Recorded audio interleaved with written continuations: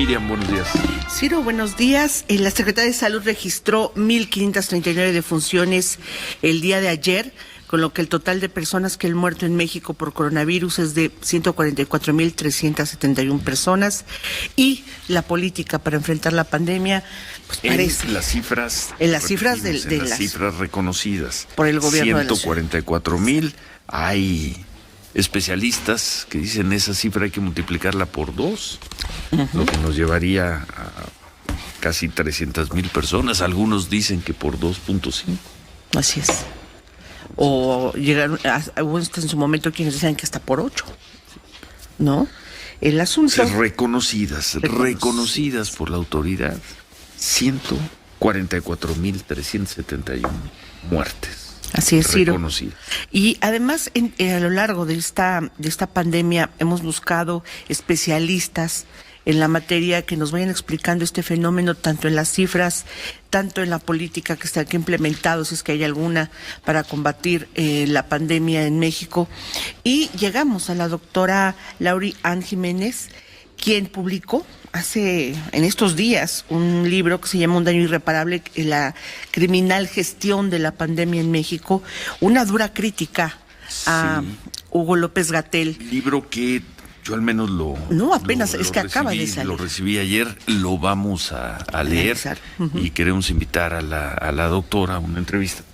Vamos a leer primero el libro, pero nos llamó mucho el título y por eso queremos tener un primer intercambio con ella. Doctora, buenos días. ¿Qué tal, Ciro? Muy buenos días. Muchas gracias por la invitación, es un gusto estar en el programa. A reserva de leer un libro, nosotros en este programa decimos que es una grosería entrevistar a un autor sobre su libro sin leer el libro, pero en esta ocasión nos llama mucho la atención el título. ¿De qué se trata este libro? A reserva de que ojalá podamos tener una entrevista en unos 10 días si nos da tiempo para leer el libro, porque el título es muy fuerte, doctora. Sí, bueno, es que es muy fuerte lo que nos está sucediendo, ¿verdad? La situación que vivimos por la pandemia, en México particularmente, es una situación realmente, pues, trágica, lamentable, incluso yo creo que se puede catalogar como catastrófica, ¿no? Pero no llegamos aquí de manera fortuita, no estamos aquí por casualidad o por azares del destino, estamos aquí como consecuencia directa de las decisiones que se han tomado para el manejo de la pandemia.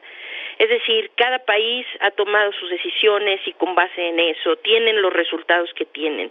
Países en donde se suman pocas muertes, en donde se ha afectado poco a la economía del país, desde los aspectos también sociales, han padecido poco, y otros países como nosotros, no somos los únicos sin duda, pero somos uno de los peores. El día de hoy estamos en la posición cuarta en términos del número absoluto de muertes, las oficiales desde luego, como bien lo acaba usted de señalar, Ciro.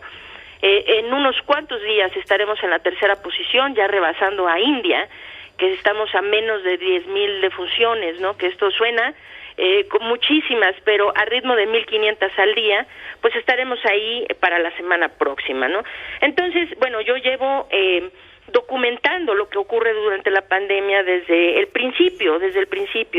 Me empezó a preocupar mucho las declaraciones que hacía el subsecretario López-Gatell, vamos a decir por allá del mes de marzo, cuando nos quería hacer pensar que contra toda la lógica y los principios básicos del control de infecciones, era mejor que se infectaran 10 niños en una escuela que uno, y mejor todavía si los infectados eran 100 antes de cerrar una escuela, ¿no? Se veía que pues la situación no iba a ir bien con una persona al frente que no tuviera claro cuál era su trabajo fundamental, que era contener y controlar los contagios en la comunidad. Así pues, después de estar aquí documentando esto, yo soy investigadora de la UNAM, tengo 27 años de antigüedad, tengo un doctorado en ciencias médicas, me especializo en el campo de microbiología, así que me senté a escribir un testimonio documentado desde mi perspectiva profesional, como microbióloga, como académica, como investigadora.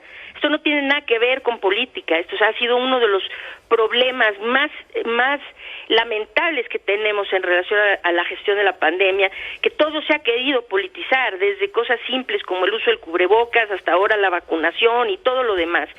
Eso pues nos lleva hoy a estar sumando 144.371 muertes, ¿verdad?, en cifras oficiales. Este libro no es político, no pretendo, yo no estoy, nunca he tenido una sola tipo de inclinación política en ningún sentido, no hablo ni a favor ni en contra de nadie desde el punto de vista político, partidista, qué sé yo, no tengo ningún interés en ese sentido. Hablo desde mi perspectiva profesional como académica e investigadora, y lo que hice aquí fue sentar un testimonio de lo que aquí ha ocurrido durante el primer año de la pandemia y documentar los aciertos, habiendo pocos desde luego en nuestro país, pero principalmente pues los errores que hoy nos tienen pues llorando estas muertes que sí tomamos en consideración las cifras de exceso de mortalidad, pues estamos por arriba de las 362,000 defunciones en menos de un año por COVID-19 en nuestro país. Mire, doctora, revisé el libro, le di una revisada rápida, una lectura, y me llama la atención la crítica sí es a la política, pero también al personaje, a Hugo López-Gatell, en donde usted describe muy bien en este seguimiento, en esta conferencia de las tardes y el tratamiento de la prensa, en donde se le trata como una estrella, como un cincuentón guapo. Usted menciona en alguna parte del libro que gestionó el contagio más con un interés político más que con pruebas científicas o un tratamiento científico. Incluso usted señala que era cuando lo presentan parecía que tenía las credenciales suficientes para poder ser la persona idónea en llevar esta pandemia. Sin embargo, ha sido desastroso. Hace un recuento incluso, me parece muy interesante, doctora, la experiencia que tiene él en la época de Calderón en la Secretaría de Salud. Sí, claro. Bueno, en ese sentido, es claro que el papel del doctor López-Gatell ha sido un papel político más que académico o científico. Es decir, a él no le faltan credenciales, él es una persona capacitada, tampoco es un ignorante, es un hombre inteligente, bien preparado, que sabe pues a lo que se dedica. La situación que sucede aquí es que esto no es un error basado en falta de información. Esto no ha sido esto ha sido una decisión consciente de una persona que ha sabido qué se tiene que hacer, ha sabido perfectamente bien qué se tiene que hacer para detener esta catástrofe y ha tomado la decisión consciente de no hacerlo. Es muy grave esa afirmación, doctora. Así es. Es muy grave. Así es. Es decir, que esto no es un error, no sabíamos cómo. Tenemos evidencias y México tuvimos la oportunidad de ser ejemplo a nivel mundial. ¿Por qué? Porque tuvimos los ejemplos tanto de los aciertos como de los errores de otros países antes de que la pandemia nos azotara. Ya sabíamos quiénes estaban haciéndolo bien y por qué estaba funcionando. Sabíamos en Europa lo que hicieron mal y por qué estaban siendo azotados tan duramente. Tuvimos tiempo y aprendizaje previo, pudimos tomar esas herramientas para aquí haber sido ejemplo.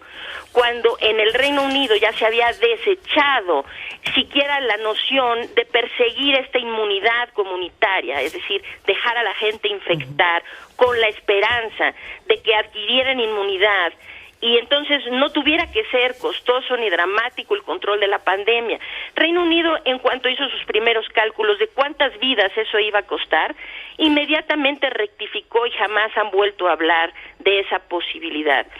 Teniendo ya ese ejemplo previo, aquí empezábamos apenas con la pandemia, y seguimos insistiendo en esto, de tal manera que hay muchos errores que se han cometido, pero sin duda el más lamentable, el más insidioso de todos ha sido la incapacidad para rectificar.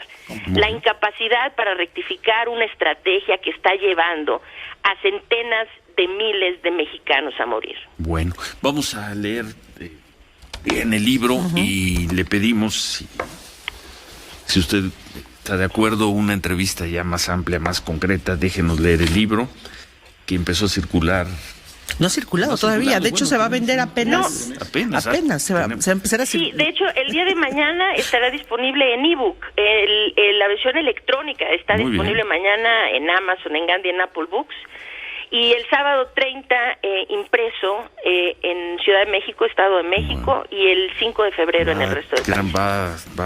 Creo que va a abrir una buena polémica, un daño irreparable, el libro de la doctora Lori Ann Jiménez. Gracias y platicamos pronto. Muchas gracias. Muchas gracias a ustedes. Muy buen día. Gracias.